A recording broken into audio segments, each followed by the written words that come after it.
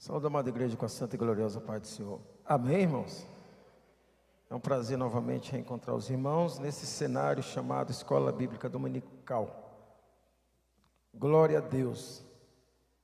Como bem disseste, nosso irmão e pastor Tarcísio, nós já desfrutamos desse assunto um trimestre completo no ano passado. Praticamente nós vamos repaginar. Mas o autor, o escritor dessa lição, ele nos coloca em pontos bastante interessantes. Amém, irmãos? Eu quero começar essa lição com uma reflexão. Em certa dita, Jesus, com seus discípulos, ele reúne seus discípulos e diz o seguinte: o que dizem lá fora acerca de mim? O que o pessoal lá fora fala o que eu sou? Aí os discípulos começam a dizer: um diz que você é João Batista. Outros dizem que você é Elias. Outros dizem que você é um grande profeta. E Jesus olha e diz para eles: e vós, o que dizeis que eu sou? Porque o título dessa lição ele é sugestivo: a suficiência de Cristo para restaurar a totalidade do ser humano. Pedro, Quefas. Quando eu falo de Pedro, eu só lembro da irmã Silene, nosso Quefa, né? Pedro, tomado pelo Espírito, diz: tu és o Filho de Deus, o Salvador. E Jesus disseste bem, não disseste pela carne, mas disseste pelo Espírito do meu Pai. Mas nessa manhã de escola bíblica, este mesmo Jesus, através dessa lição, te pergunta essa manhã: o que é Jesus na tua vida? Porque Jesus ele se apresenta de várias formas, vários modos. Eu sou o pão da vida. Mas você se preocupa com o que comer. Eu sou a porta das ovelhas. Mas você não sabe onde entrar. Eu sou o caminho, a verdade e a vida. Mas você não sabe por onde andar. Você não sabe em quem acreditar. E você não sabe se está vivo ou se está morto. Eu sou o pão vivo que veio do céu.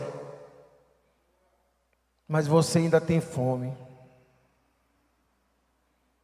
O que é Cristo para nós? Porque o texto ele é sugestivo. A suficiência do Cristo. Eu mudaria até o título, de Cristo. Porque Cristos tem muito. Agora o Cristo é somente um. A suficiência do Cristo para nós enquanto igreja. Essa aula Deus me pegou assim para me massacrar mesmo. Porque eu passei por esse processo. Eu posso falar o que é gabinete pastoral. Eu posso falar o que é confiar no pastor. Eu posso falar o que é confissão de pecados. Eu posso falar o que é o caminho da restauração. Porque eu vivi isso em 2019 e 2020. Quem me ajudou não foi psicólogo, foi igreja. Quem me ajudou não foi o homem, foi pastores. Quem me ouviu foi o corpo de Cristo, que Deus usou como ouvido. Eu não faço nada na igreja, mas muitas das vezes você é o ouvido de Deus. É aquele sono que você não tem, porque Deus fica fazendo você lembrar de alguém, do choro de alguém. Então, irmãos, essa suficiência de Cristo, ela se completa no conjunto chamado igreja, quando esse conjunto está em harmonia. Quando nós deixamos de ser omisso para esse chamado, quando nós deixamos o Espírito de Deus nos usar. Começamos com Colossenses 2. E estáis perfeitos nele. A perfeição nós só encontramos neles, mas perfeito para quê? Para que essa perfeição? Para esse mundo? Não, irmãos. Para podermos estarmos diante daquele que nos criou. Porque não existe imperfeição diante do Criador. E aqui ele diz que é a cabeça de todo principado e potestade. Nós temos essa cultura de achar que principado e potestade é coisa do diabo. Não, irmãos, são categorias angelicais, de poderes angelicais, poderes celestiais, e estão nas mãos de Deus, está sob o domínio de Jesus o Cristo. E aqui lá adiante ele vai falar que ele abre mão desse poderio e triunfa em si mesmo. E nós vamos ver essa experiência no Getsêmani, quando Kefa corta a cabeça, corta a orelha de Malco, e Jesus diz: não poderia eu avocar ou invocar potestades e principados e destruir tudo? Mas não é esse momento. E ele vai lá e recoloca a orelha de Malco no local. Ali se cumpre o que Paulo está dizendo aos Colossenses: abrir mão desse poderio e triunfar em si mesmo. Quantos poderes nos cercam e nós não conseguimos abrir mão desse poderio para um triunfo da alma em Cristo? Somos muito cheios de nós mesmos, somos muito cheios da nossa razão. Nós não sabemos lidar com os 3 fatores. Razão, a razão é minha, eu estou no meu direito. Eu só quero dizer que nem todo direito é justiça, porque justiça é só de Deus, porque o próprio Deus diz: a justiça do homem é como trapos de imundícia diante a minha face. Nós estamos tratando hoje, irmãos, essa revista vai tratar só sobre alma, só sobre comportamento, é psicologia de capa a capa. E aqui nós vamos falar como Deus encarnado, o verbo que se fez carne na pessoa de Cristo, venceu essa carne, irmãos, abrindo mão do poderio. Ele não está falando de anjo, de potestade, desse poderio celeste não, porque ele era a verdade, ele tinha os direitos, mas ele abre mão de tudo, nada poderia acusá-lo, mas ele abre mão dessa razão, para poder triunfar dentro de si. Esse é o grande triunfo, irmãos. Eu vivi isso. De que adianta você querer provar que a verdade está com você? Não, irmãos, a verdade não tem que estar com você, tem que estar em você, é Ele. Não é Ele que te justifica, a cédula de acusação é Ele que vai rasgar. Está na hora da gente abrir mão dessa potestade chamada razão. A razão é minha, o direito é meu, a verdade que me cerca, tudo está a meu favor. Pare, irmãos. Essa é uma aula de reflexão. E nós vamos falar de 2 comportamentos: mentira e pecado, frustração e vitória. Nós vamos falar de 2 cidadãos, de 2 personagens, que hoje, irmãos, está na balança, está na porta da igreja. É a ciência com a psicologia e o pastor com o gabinete fechado. Nós vamos falar sobre isso. Então, irmãos, quando Colossenses recebe essa palavra, o escritor, ele explica isso. Como ovelha muda, foi levado ao matador e não abriu a sua boca. Tu acha que a alma de Jesus não estava ali falando? Abre tua boca, tu tem razão. Deus vai otorgar, porque a verdade é você. Você tem razão. Eles estão te crucificando com mentiras. Eles estão te crucificando com falsas acusações. Abre a tua boca, acaba logo com tudo isso. E ele foi tentado, irmãos, no começo do ministério até o madeiro. De um lado, um acusando de outro. Eu mereço estar aqui. Mas esse aqui, o que esse fez para estar aqui? Então, irmãos, mente. Aí, irmãos, entra a figura do Espírito Santo. Porque no Novo Testamento vem a orientação que nós devemos ter a mente de Cristo. No Antigo Testamento vem dizer: quem poderá sondar a mente de Deus? Como é que eu posso ter aquilo que eu não posso nem sondar? Aí entra Deus, irmãos. A Bíblia, ela só é diferencial porque entra o sobrenatural. Porque no dia que o homem puder explicar ela capa a capa, vírgula a vírgula, ela deixa de ser Bíblia. Ela deixa de ser o livro sagrado. Entende, irmãos? Então, irmãos, esse conflito no texto vai dizer e vai tratar a mente, vai tratar a alma. Nós vamos tratar uma coisa: comportamento e pecado. Nós vamos tratar o quê? Escolhas. Tópico 1. Mapa da nossa personalidade. As experiências vivenciadas participam da formação da personalidade, refletindo assim na maneira de agir de uma pessoa. Nosso relacionamento com os outros é influenciado por nossas experiências passadas. Dizem os psicólogos que as coisas que nos acontecem nos primeiros anos de vida passam a construir uma base que determina os modos como agimos ou reagimos diante de todas as situações pelo resto da vida.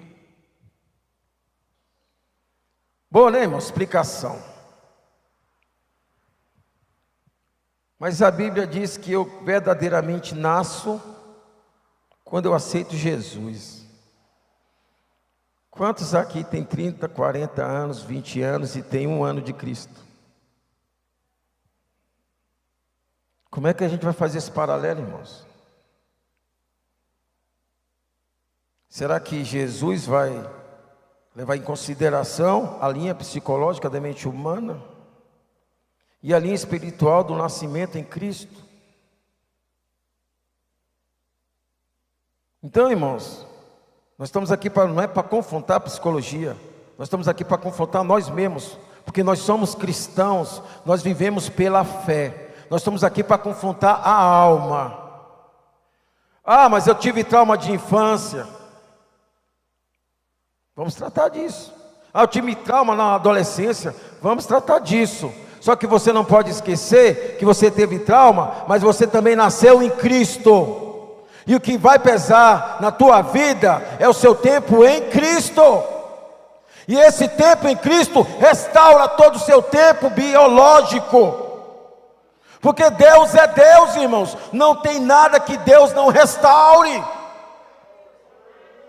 É isso que nós precisamos entender. Eu tenho 51 anos de idade. Eu tive um trauma com 7 anos, até os 14 anos. Eu nasci em Cristo Jesus aos 27. O que eu vou levar em consideração?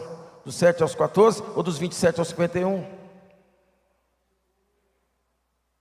Quer dizer que esse tempo, esse lapso temporal, o Espírito Santo não trabalha. Ele vai trabalhar sim, irmãos. Só que existe um detalhe. É o caminho que eu e você, muitas das vezes, não quer caminhar. Que é o caminho do confessionário. Que é o caminho do gabinete pastoral. Vocês estão entendendo? Eu consigo caminhar para um consultório e abrir minha vida para um estranho, que vai poder só ouvir ouvir e ouvir. Mas aquele velhinho de cabeça branca, ele ouve, ele ora, ele busca resposta, ele traz resposta, ele põe a mão na tua cabeça, ele ministra na tua vida, ele orienta, e o que precisar ser tirado do mundo espiritual, ele tira. Mas é isso que nós não entendemos, porque a gente vive nesse paralelo. Mente e alma, alma e mente. Aí a gente acaba dizendo o seguinte, que a alma mente. Entende, irmãos? É o paralelo que a teologia vai dizer, que a alma mente. Não é mente e alma, a alma mente. Graças a Deus que o Espírito de Deus testemunha ao nosso espírito todos os dias que nós somos filhos de Deus, senão já era, irmãos. O que nos permanece em pé é a centelha de Deus chamada Espírito de Deus. É o Espírito de Deus que está, é o que milita contra essa alma, contra essa carne. Então, irmãos, nós também temos um nascimento em Cristo. Por isso que ele vai falar, buscai a mente de Cristo.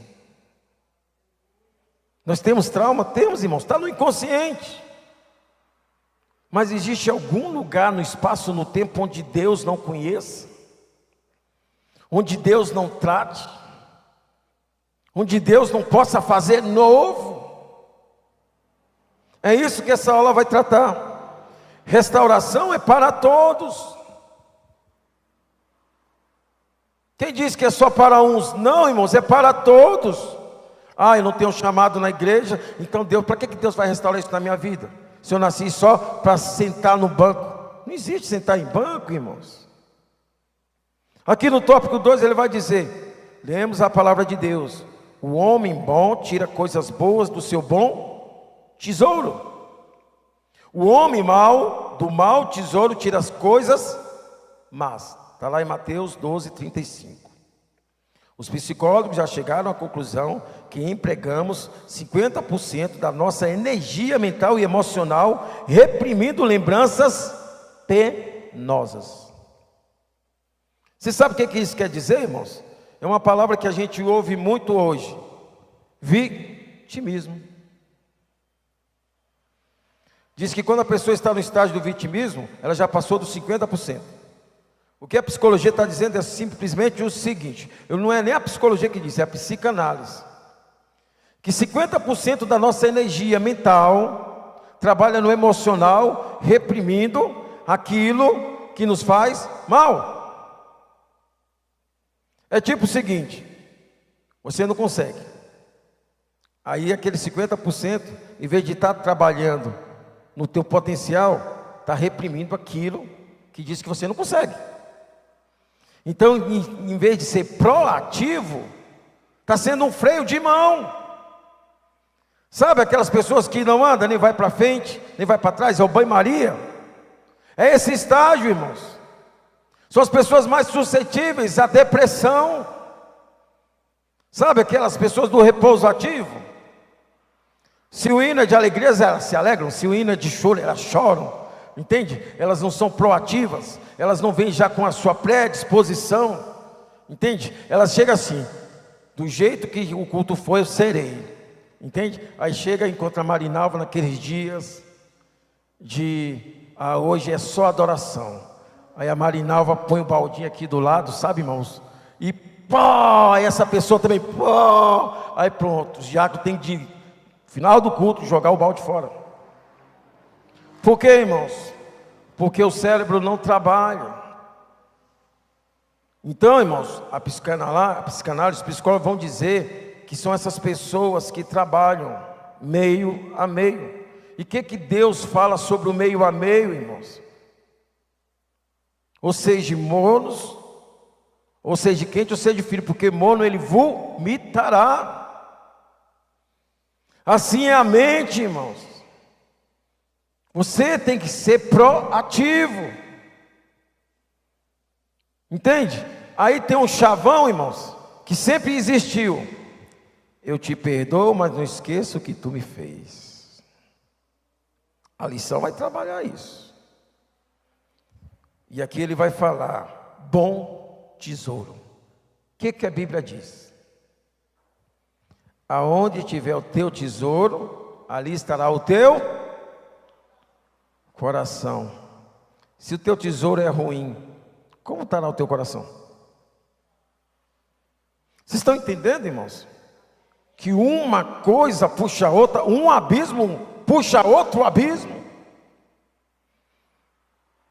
Quem trabalhou em roça, que faz acero, que põe em seca, sabe que a gente não pode colocar um buraco de uma seca perto da outra, porque daqui a pouco fica um buraco e as duas estacas afundam. Então, irmãos, é isso que a lição quer tratar.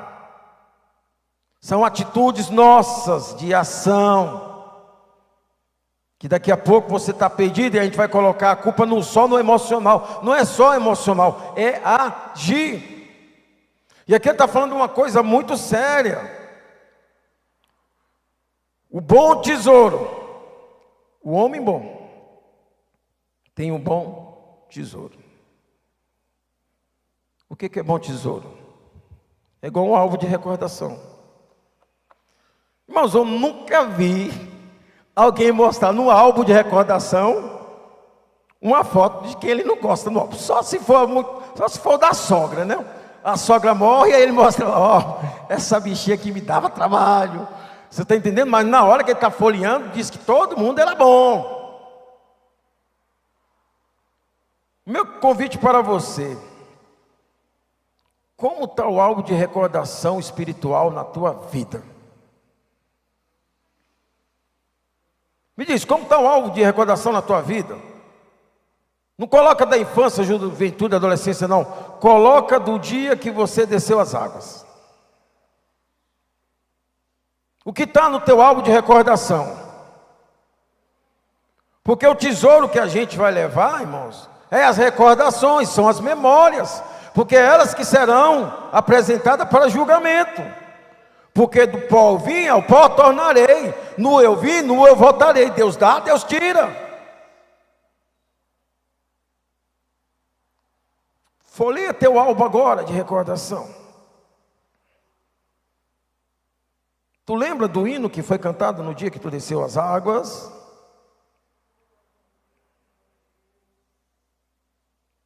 Tu lembra o que o pastor te disse? Dos teus pecados o Senhor não lembra mais. Aí tu desce as águas. Mas por que eles ainda estão no teu álbum de recordação?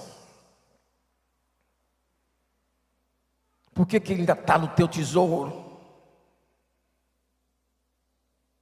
E nós vamos ver que isso aqui é uma ação maligna.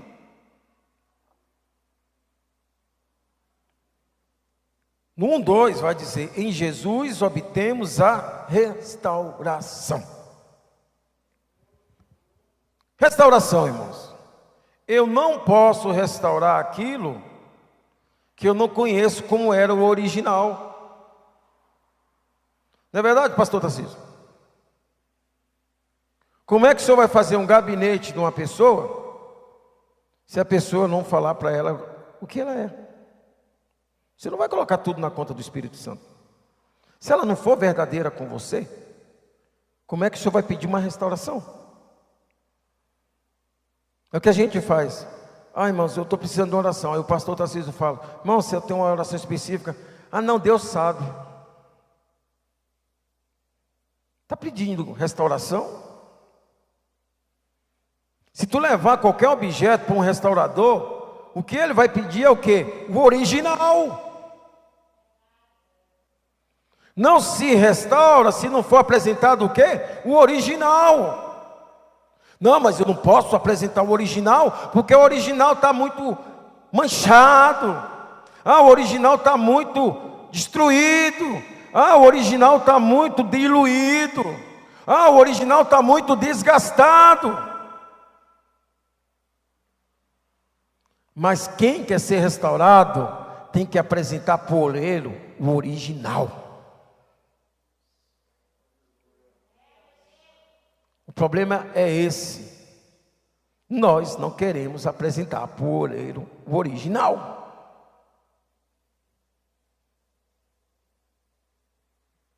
É igual a história de Naamã.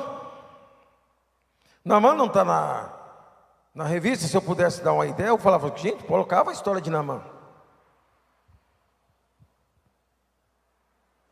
Por que ele queria Abana e Farpar? Não era porque era rios só belos, formosos, não, irmãos.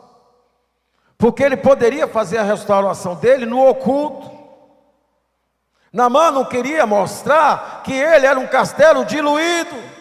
Ele era uma fortaleza em frangalhos. Aí eu te pergunto, você sabe o que faz um bom restaurador? É aquela foto, irmãos, que está bem escrita assim, o antes e o depois. Não é isso, irmãos? Não é isso que faz o restaurador? É igual quando você vai restaurar dentes, né? Hoje tem lente, tem um monte de coisa, né? É tipo o irmão dela, põe os dentes todo torto lá e depois vem um bonitão lá. O antes e o depois.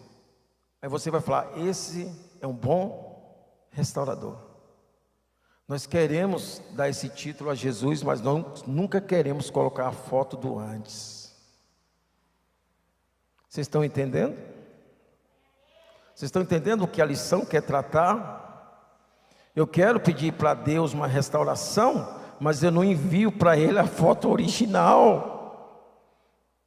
Eu quero mandar para Ele uma foto de como eu quero ficar. Eu mando para Ele uma foto de Photoshop já. Jesus, eu quero ficar desse jeito. Mas tu não manda a tua foto original. E é isso que a lição está tratando. Para se haver uma restauração, Jesus precisa do original. E só você pode dar esse original. E Ele quer que venha de você. Leve alguém para fazer uma consulta. Até mesmo no psicólogo. No começo, o psicólogo ajuda, deixa que o outro interfere. Mas chega um momento que ele vai falar bem assim, não, eu quero ouvir dele. Me fala você. Não, mas ele é assim, não, eu quero ouvir dele. É a mesma coisa de Jesus. Tem hora que o pastor está fazendo o gabinete, e ele vai falar assim, não fala para mim, fala para Deus agora. Eu não quero que você confesse para mim, eu quero que você confesse para Deus agora. Entende, irmãos? A restauração, ela também tem um lado bom. Porque você só restaura aquilo que existe. Entende, irmãos?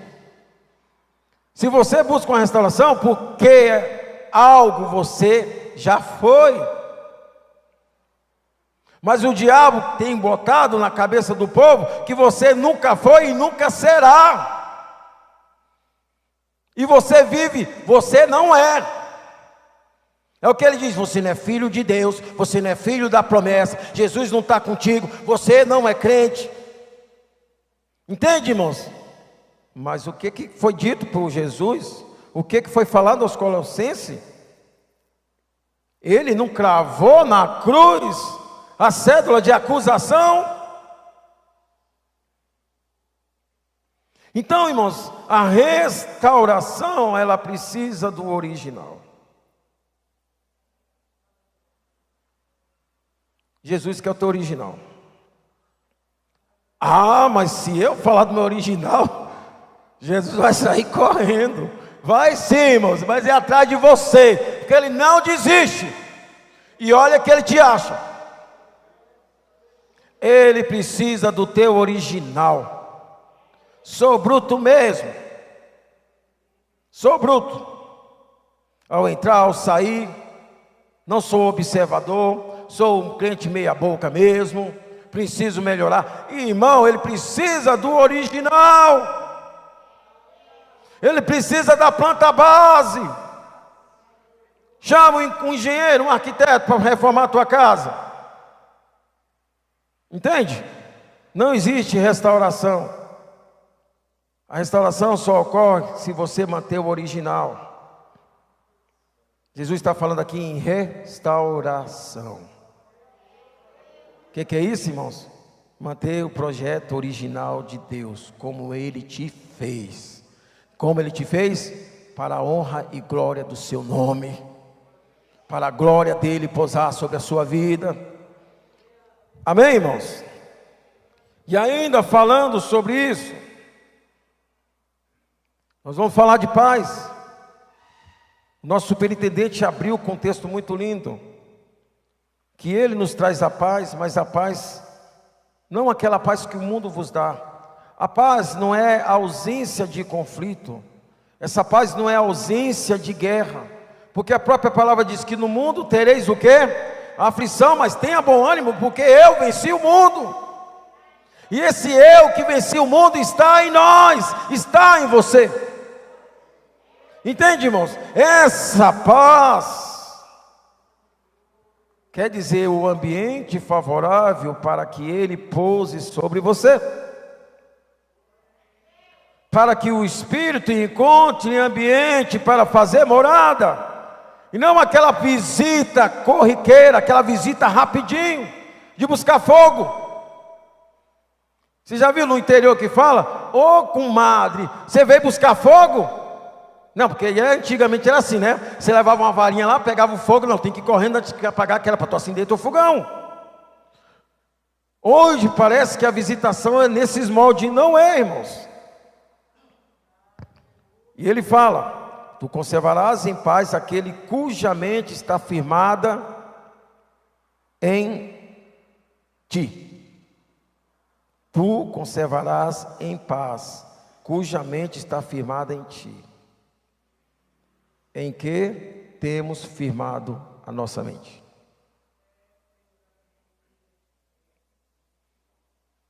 No homem. Porque hoje nós estamos vivendo, irmãos, uma dispensação muito boa. Eu não creio mais no poder do Evangelho, e eu vivo as palavras de efeito. As palavras de efeito hoje é meu devocional. Esse é o problema da igreja atual. Vivemos palavras de efeito. Palavras de impacto para mexer no emocional, para trabalhar apenas o psicológico. E a alma onde fica? Palavras de efeito são boas? São. Mas elas são apenas motivacionais. Move um corpo. Talvez mova a mente. E o espírito? E a alma? Entende, irmãos? Você tem que dosar isso. Nós vivemos muito palavra de efeito. Quem tem o WhatsApp, quem tem Instagram, vai ver muito. Hoje em dia, pega esse versículo bíblico e transforma eles em palavras de efeito. É bom? Não para a igreja. É bom para um público comum. É saudável? É, para um público comum. Mas existe aqui um corpo, uma alma e um espírito. O corpo, muito bom, obrigado. E a alma e o espírito? Que motivação eu estou dando para eles? Entende, irmãos? Então, tu conservarás em paz aquele cuja mente está firmada em ti. A expressão conservará se refere à ação divina. Aí ele vai falar: enquanto que a mente firmada é a ação humana. Vocês estão entendendo? O Espírito conserva. Amém, irmãos? E a mente humana, ela firma. Uma coisa é você firmar, outra coisa é você o quê?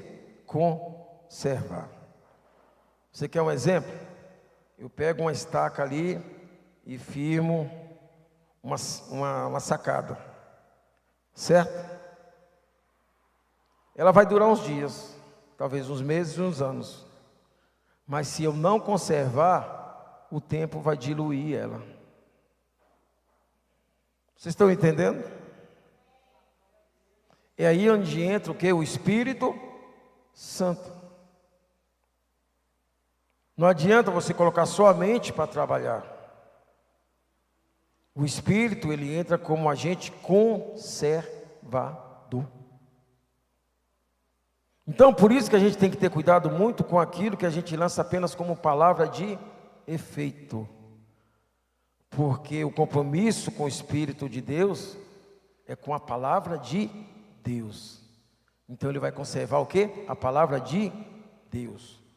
Use palavra de efeito, use, mas lance com elas a palavra de Deus.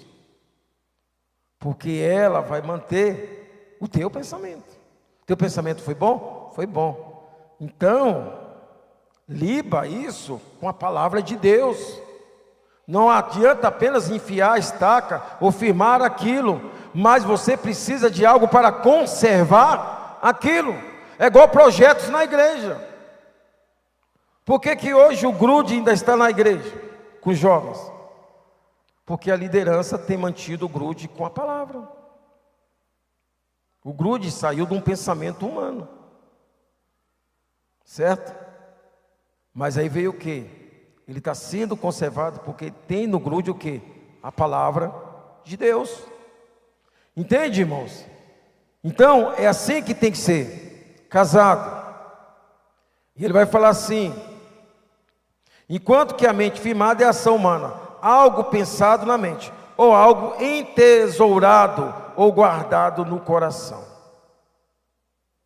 Até que hora que a gente vai, pastor? Tá, eu já encerro.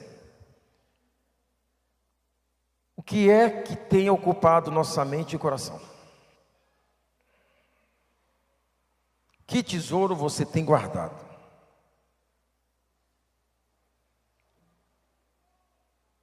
O que é ser um homem mau? O que é ser um homem bom? O que pode determinar que o que tem no seu coração é um bom tesouro? Serão as suas ações. O teu tesouro conduz o teu coração. Para onde tem sido conduzido o teu coração? Ele vai falar aqui num dos tópicos: é preciso se desprender do passado. Não podemos viver o hoje preso às experiências negativas do passado. É possível que quando examinemos a consciência, ainda encontremos resquícios de culpa. De onde vem isso? É produto de pequenas coisas como mentiras ou palavras ferinas que provém do egoísmo da infância, rebelião da adolescência ou individualismo do adulto, ou até mesmo confrontos de violência ou ressentimentos ocultos. Você está vendo que não existe um tempo específico? Você está vendo que quando nós falhamos em algum desses segmentos da humanidade, ali nós podemos entesourar no coração o mau tesouro? Egoísmo da infância. Nós temos criança e um tende a ser egoísta e nós não corrigimos. Não, mas isso aí é coisa dele e nós deixamos. Ali começa o piratinha, entesourar o mau tesouro. Amanhã está um líder egoísta, está um marido egoísta, está um irmão egoísta, está um patrão egoísta, está um cidadão egoísta. Isso é omissão dos pares. É quando a humanidade falha nesses segmentos. E aqui ele vai dar. De onde provém isso? O primeiro passo, no egoísmo da infância. Ele está falando já na área psicológica. A criança já tende. São duas crianças. Tu dá 2 chocolates para uma, né? A criança come sozinha, não reparte. Já liga a lâmpadazinha de alerta. Ali já está entesourando o mau tesouro. Não coloca na conta de Cristo para quando ele aceitar Jesus com 50 anos de idade, não. Ou 40 anos de idade, não, irmãos. Nós podemos corrigir isso. Nós temos filhos. Entende, irmãos? Rebelião da adolescência. Hoje, os adolescentes fazem o que querem. assiste o que querem, e eles colocam o relógio deles. Ah, eu quero você 9 horas. Mas é o seguinte, se quiser 11 horas eu estou em casa. E fica por isso. É menos pior do que meia-noite. Você ainda dá um jeitinho. Entende, irmãos? Isso é entesourar. Porque quando esse adolescente for adulto, chegar 2 da manhã, você não reclama não. Porque você ajudou ele a entesourar o tesouro dele lá fora. E aqui ele vai falar, individualismo adulto. Começa no coletivo, no social familiar. Não quer sentar à mesa, não quer participar de uma reunião familiar, não quer ir com você no mercado. Ah, vamos ali com a gente, vamos ali abastecer o carro. O que é só ir abastecer o carro? Não vou com vocês não. Então, irmãos, esse individualismo, nós estamos ajudando esses piratinhos a entesourar esses mau tesouros.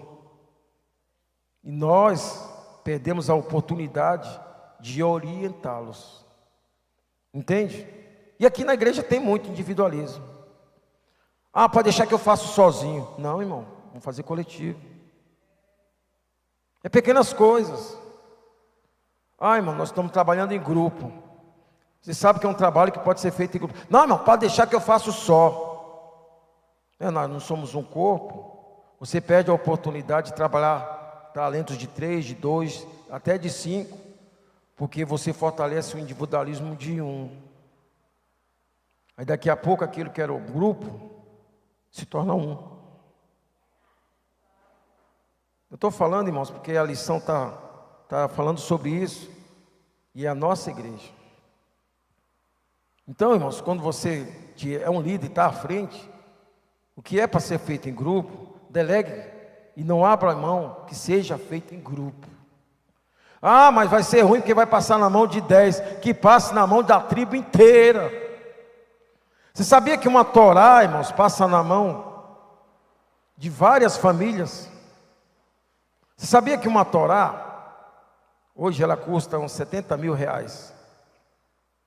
É o prazer do judeu, quando ela chega na casa, que um da casa escreve uma letrinha da Torá, porque todos querem ser participantes. Então o que eu quero te dizer, o individualismo, você está criando e está potencializando essa pessoa a juntar um mau tesouro. E ressentimentos ocultos. A Torá, irmãos, é o Antigo Testamento, só que compreende do Pentateuco, dos 5 primeiros livros. Gênesis, Deuteronômio, os 5 primeiros livros, Levíticos, Números. Então o que acontece? Ela é artesanal. Se você errar, você não pode passar mata-borrão. Ela fica inutilizada. Entende? Então quando você pega uma Torá, ela passou no mínimo na mão de 70 famílias. 70 patriarcas escreveram pelo menos uma palavra naquela Torá. Igualzinho ao original, sem alterar nada. Entende? Isso é o que? A coletividade. Somos um. Então, para o judeu é igual que eu falo assim, mataram 6 milhões de judeus. Hoje tem um lema, não mataram 6 milhões de judeus, mataram um judeu 6 milhões de vezes. É tipo esse pensamento. É igual Cristo, eu e o Pai somos um. Entende? Jesus, quando ele fala que nós somos um corpo, ele quis empregar isso em nós. Então esse individualismo, ele vai fomentar e forjar essa coisa de entesourar o mau tesouro. Entende? Tu já pensou um baú que cada um colocou sua moedinha lá dentro? Participou daquilo? Entende, irmãos? É diferente. O brilho dele é maior. O cuidado sobre aquele tesouro é maior, porque você foi participante na busca daquele tesouro. Amém, irmãos? E para encerrar, que o assunto é longo, eu vou terminar com a parte. Devemos confiar em nosso pastor. A humanidade se acha intimamente ligada à sinceridade. Temos que buscar Deus com humildade. A principal razão por muitas pessoas não buscam o auxílio espiritual é que são orgulhosas. Isso aqui é o que o autor coloca. Mas também ele vai colocar uma vírgula no seguinte aspecto: por que é que nós deixamos de buscar o gabinete pastoral? Por que nós deixamos de buscar o gabinete pastoral? Será que o pastor não é mais uma pessoa de confiança? Por que hoje eu busco um escritório não, um gabinete ou um consultório, melhor dizendo, de um psicólogo, do que um gabinete pastoral?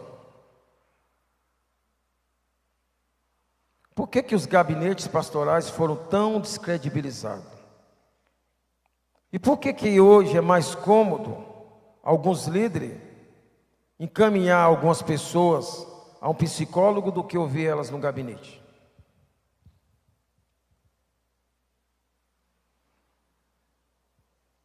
Porque a própria lei protege a confissão religiosa sobre penas duras, irmãos. Você sabia que nem o juiz pode tirar uma confissão feita de um membro a um líder espiritual durante um julgamento? Você sabia que quando um líder expõe uma confissão em público, direto ou indiretamente, ele fere a lei do homem e fere a lei de Deus? O que eu quero te dizer é uma coisa, irmãos. Nós perdemos em não buscar o nosso pastor. O mundo e algumas experiências amargas picharam isso. Tem igreja que nem existe gabinete, porque nós rotulamos. Tem igreja que quando tu vê o irmão saindo do gabinete, tu já fala, estava em pecado. Aí se ele sai do gabinete, aí todo culto ele prega, ou ele louva, aí passa 2 cultos sem pregar, e você louva, está disciplinado. Porque nós, irmãos, rotulamos. Isso é o que, irmãos? É o trabalhar da mente. Eu te pergunto, essa é a mente de Cristo? Nós não estamos com Cristo, Ele não veio para perdoar pecado, Ele não está no meio, não é de pecadores. Nós não somos pecadores, nós não precisamos ser sarados dia após dia, porque nós pecamos constantemente. Por que isso, irmãos, tem que ser motivo de rotular? Irmãos, é uma coisa que está acontecendo no meio cristão, o bullying religioso.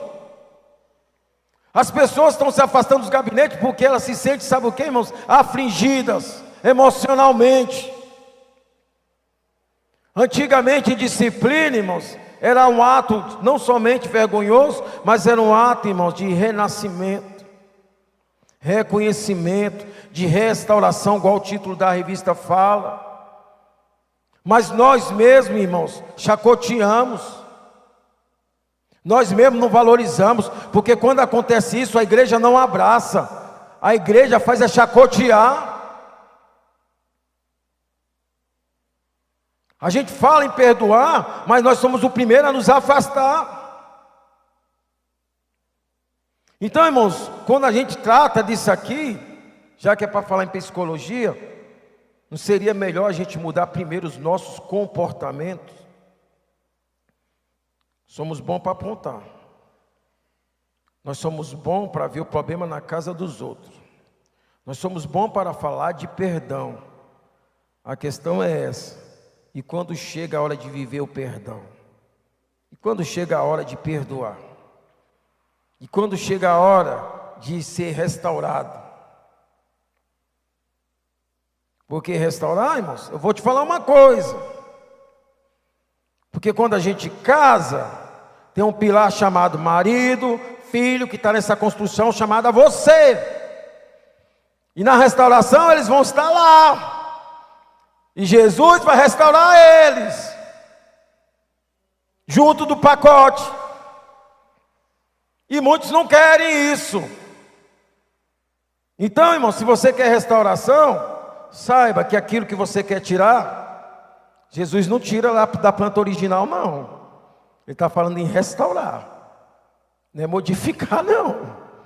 Jesus fala em restaurar. Amém, irmãos? Então isso é na vida ministerial. Ah, mas Senhor, restaura meu ministério, mas eu não suporto fulano. Aguente, vai restaurar, mas ele vai estar lá, porque ele faz parte do projeto original. Entende, irmãos? Então isso é com líder, é com liderança, é grupo de louvor, é grupo de evangelismo, pastoral.